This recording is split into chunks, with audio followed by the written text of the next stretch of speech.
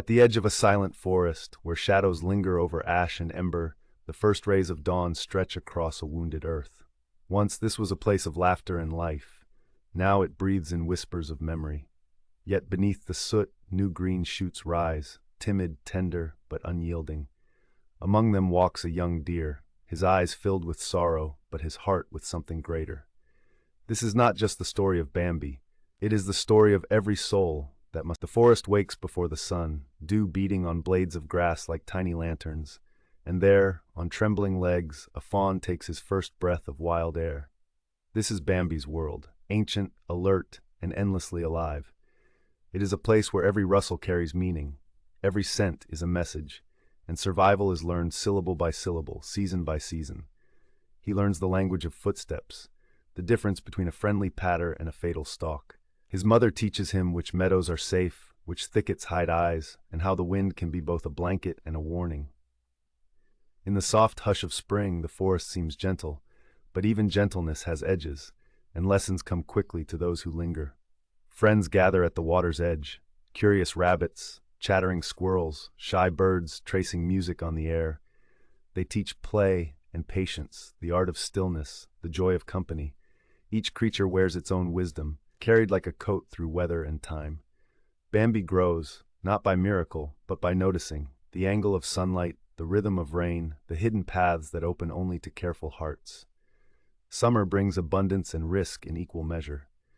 The meadow is a feast, but the meadow is exposure. There are shadows that do not belong to clouds, and silences that feel like traps. In whispers and warnings comes a name the forest will not speak lightly, the one called man. He walks with fire and thunder, and even his absence is a presence the animals learn to respect. Not all lessons are gentle. One winter, hunger sharpens like ice, snow smooths the world into treacherous beauty, and the beating heart becomes the only drum. Loss arrives, swift, irrevocable, and childhood ends in a single echo that lingers like smoke. In the quiet afterward, Bambi stands smaller than the trees and larger than his fear, learning the balance between grief and going on. Guided by the old prince, silent, watchful, carrying the forest's deepest scars, Bambi discovers the discipline of distance. To live is to listen. To lead is to vanish before danger can find you. He learns that strength is not the crash of antlers, but the patience to wait, to choose the ground, to let the foolishness of bravado pass like weather. Seasons revolve. Spring returns with the voice of running water and the delicate thunder of hooves. Courtship is a dance written before memory, rivalry a script engraved in bone. Bambi steps into it, shaped by caution and courage, meeting the eyes of equals, facing the mirror of himself. Love here is not a promise but a presence, wild, immediate, and worthy of protection. Man returns, as man always does, with more fire, more thunder, and a carelessness that burns beyond intention.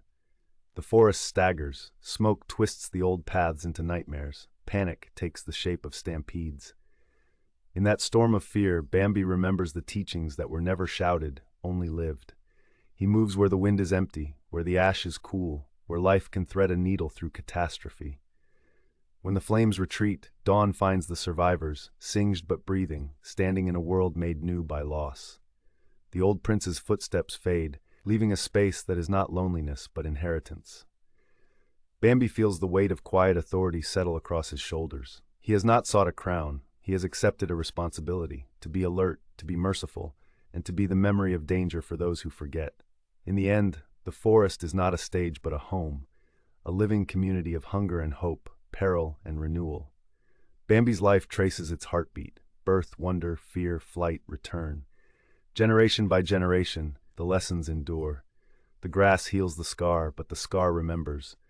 And somewhere beneath the arching oaks, on a morning bright with birdsong, a new fawn rises, and the woods breathe in to make room. What was learned becomes law, what was spared becomes sacred, and the cycle. So as the forest breathes anew, the young prince of the woods stands beneath a forgiving sky. The pain has not vanished, but it has transformed. In every rustling leaf, in every dawn that follows the dark, he feels the quiet strength of what endures. This is renewal. This is life. Thank you for joining this journey through the woods. If